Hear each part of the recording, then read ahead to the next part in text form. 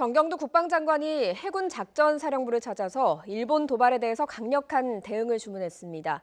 이와야 다케시 일본 방위상이 초계기 부대를 방문해서 해상 감시 강화를 지시한 것에 대한 맞불 성격인데요. 취재기자 연결해서 자세한 내용 알아보겠습니다. 강정규 기자.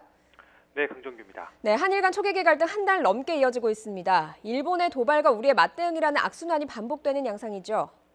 네, 그렇습니다. 정경두 국방부 장관의 어제 해군 작전사령부 방문은 한일 간 초계기 갈등이 불거진 뒤 처음이었는데요.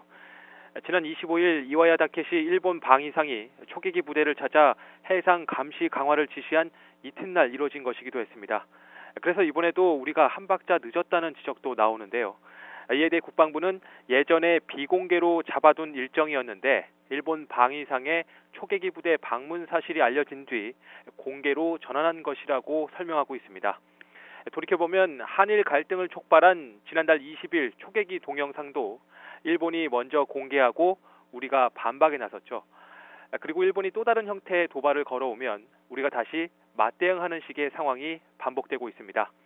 우리는 사안의 확대를 막으면서도 일본의 도발에 대해서는 지지 않고 일일이 맞불을 놓고 있는데요.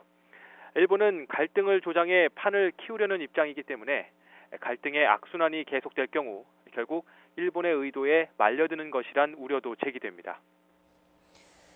네, 일본은 이번 사안에 미국을 끌어들이려는 움직임을 계속 보여오고 있습니다. 우리는 어떤 입장입니까? 네, 이번 갈등은 한일 두 나라가 풀어야 할 문제라는 게 우리 군의 기본 입장입니다.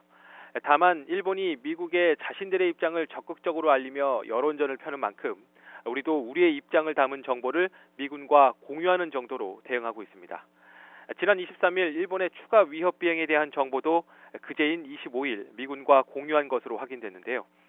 국방부 고위 관계자는 당초 로버트 에이브럼스 한미연합 사령관에게 대면 보고할 계획이었다가 일정을 잡지 못해 서면 정보 공유로 대신했다고 전했습니다.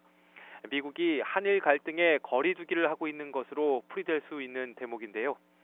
미국은 앞서 레이더 주파수 공개 문제를 두고 일본이 중재를 요구한 것에 대해서도 명확한 입장을 보이지 않은 것으로 알려졌습니다. 일각에서는 먼저 문제를 일으킨 일본에 대해 미국이 중립을 지키는 것 자체가 일본을 두둔하고 있는 것이란 비판도 나오는데요. 한미일 삼각공조의 균열을 우려하는 미국이 침묵을 깨더라도 조속한 갈등 봉합에 초점을 맞출 가능성이 높습니다. 따라서 우리 군 입장에서는 한일 두 나라만의 문제로 한정지어서 잘잘못을 분명히 가리고 넘어가는 게 유리하다는 판단을 하고 있는 것으로 보입니다. 지금까지 국방부에서 전해드렸습니다.